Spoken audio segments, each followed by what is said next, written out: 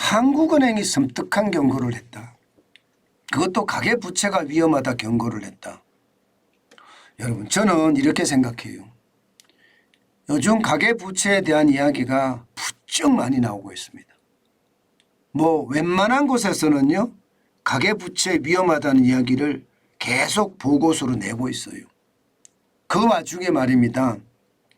한국은행이 가계부채 위험성에 대한 보고서를 냈다는 것은 그만큼 말입니다. 위험의 수위가 굉장히 높아졌다는 이야기입니다.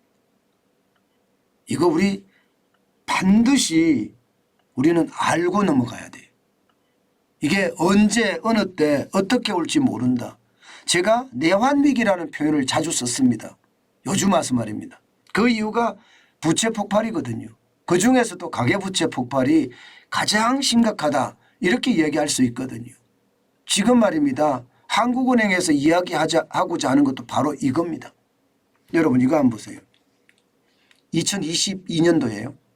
4분기 GDP 대비 가계부채 비율이 105.1입니다. 다시 말해서 우리 국민 전체가 생산하는 재화나 서비스의 총액보다가도 5.1%가 더 많다는 거예요. 예. 더 쉽게 설명을 하면요. 우리 국민이 생산한 모든 금액을 1년 동안 생산한 금액을 다 집어넣어도 가계부채를 갚지 못한다는 뜻입니다. 이 가계부채가 105.1까지 넘어갔다는 건 여러분 충격이 될 수밖에 없습니다. 일반적으로 말입니다. 여러분 가계부채가 80%가 넘어가잖아요. 80%가 넘어가면 시장에는 위험 신호가 온다 이렇게 얘기합니다. 80%가 넘으면요. 그런데 우리는 105.1이에요. 이러니 한국은행이 경고를 안 할 수가 없겠죠. 한국은행도 책임이 있으니까요. 실제 말입니다. 여러분 보시다시피 가계부채가 어마어마하게 빨리 늘어나죠. 2005년만 하더라도 가계부채 비율이 겨우 60%가 안 됐습니다. 그런데 지금은 105.5%예요. 자, 여기서 우리가 굉장히 중요시 여겨서 봐야 될 게 선진국 평균이거든요. 지금 선진국 평균은요 80%에서 왔다 갔다 하고 있습니다. 일반적으로 80% 밑으로 떨어질 때가 많고요. 위기 때는 잠깐 올라갔다가 다시 80% 밑으로 떨어지는 게 선진국의 가계부채 비율의 추이입니다. 그만큼 말입니다. 가계부채가 많아지면 시장의 위험이 크다는 것을 이미 학자들은 알고 있고요. 또 경험을 통해서 알고 있습니다. 실제 한국은행에서도 바로 이 부분 가계부채 비율이 너무 많아서 가계부채가 너무 많아서 결국 시장에 어마어마한 충격을 가져다 줄 거다 하는 그런 섬뜩한 전망을 내놓았다는 사실입니다. 여러분 이거 한번 보세요. 가계부채 비율이 3년 누적 상승률이 1%포인트가 되면 말입니다. GDP 이게 경제성장률이죠. 국내 총생산이니까 3년 누적 성장률이 마이너스가 되는 것으로 조사가 됐습니다. 마이너스 0.25%에서요. 마이너스 0.28%포인트까지 떨어진다. 이렇게 한국은행 보고서에서는 주장하고 있습니다. 일반적으로 한국은행 보고서는요. 이게 믿을 수 있는 신뢰할 수 있는 보고서거든요. 그런데 이 보고서에서 이 정도로 이야기하면 심각하고요. 더 심각한 것은요. 밑에 노란 글씨에 써져 있는 내용입니다. 가계부채들이 늘면 3년에서 5년 시차를 두고 마이너스 GDP 성장률이 올 수 있다. 이렇게까지 이야기합니다. 다시 말해서 말입니다. 가계부채가 늘어나면 늘어날수록 우리 성장률에는 마이너스로 끼칠 수 있다. 이런 이야기잖아요. 주기적으로 온다는 뜻이에요. 주기적으로. 3년에서 5년 시차를 두고 주기적으로 온다는 뜻입니다. 저는 이것을 보면서요. 가계부채의 문제가 한국은행에서도 지금 굉장히 심각하게 보고 있구나. 이렇게 저는 생각을 했습니다. 그만큼 말입니다. 상황이 점점 나빠진다는 이야기죠. 근데 문제는 가계부채 비율이 3년 누적 1%포인트가 늘어나는 게 아니라는 사실이에요. 왜냐하면요. 늘어나는 속도가 굉장히 빠르고요. 늘어나는 속도가 빠른 만큼 말입니다. 가계부채는 시장에 충격을 굉장히 준다는 겁니다. 여러분 보시다시피 성장률 자체가 지금 지난 4분기에 마이너스 0.4%가 왔었죠. 이게 말입니다. 지금 한국은행에서 경고하는 부분의 일부분이다. 저는 이렇게 느껴지는 겁니다. 그러면 당분간 2, 3년 누적 성장률이니까 그죠? 그리고 3년에서 5년 시차를 두고 GDP가 마이너스도 올 수 있다 이렇게 이야기하니까 이제 2023년엔 조금씩은 성장을 하겠죠. 그러나 또 언젠가는 마이너스가 올 수 있다는 사실이 이제 시장의 어떤 불안감으로 작용을 할 수밖에 없다. 저는 그렇게 생각합니다. 더 충격적인 건 보세요, 여러분. 가계부채가 안 줄잖아요. 지금 여러분 보시다시피 이게 저는 놀라운 거라고 생각을 하는데요. 지금 2021년 2월에 보세요.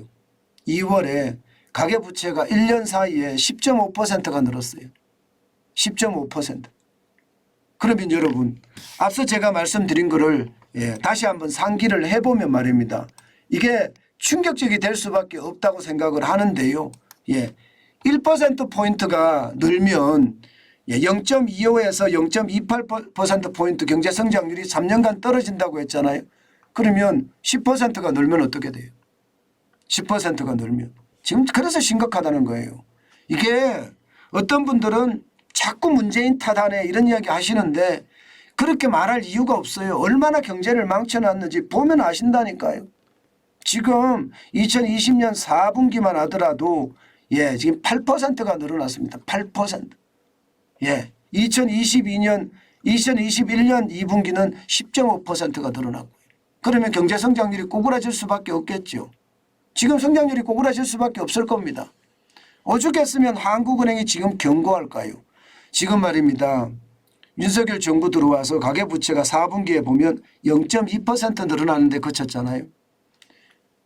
위험을 감지하고 있는 거예요. 그래서 가계부채가 많이 늘어나지 못하게끔 지금 정책적 어떤 수단을 사용하고 있는 거다 이렇게 보면 됩니다. 이게 그만큼 위험 수위가 크다는 뜻입니다. 그나마 말입니다. 이렇게 가계부채를 적당한 수준으로 늘어나는 것 이거는 어쩔 수 없다고 생각을 합니다. 그렇지만 가계부채가 너무 갑작스럽게 많이 늘어나면 시장에 충격이 준다는 것을 지금 한국은행은 경고하고 있는 거고요. 결국 말입니다. 이 가계부채가 시장 전체에 큰 위험을 주겠다. 지금 1867조나 되니까 장난 아니잖아요. 그죠? 오죽했으면 한국은행까지 지금 가계부채가 위험하다는 보고서를 낼까요? 저는 이것이 시장에 굉장히 큰 위협이라고 저는 생각합니다. 여러분 가계부채는 앞으로도 시장 전체에 줄 수 있는 충격이 굉장할 겁니다. 저는 부채 폭발을 윤석열 정부가 잘 막아낸다면 참 다행이다 이렇게 생각합니다. 그러나 막아내기가 참 쉽지 않습니다. 지금 가계부채에다가 그죠?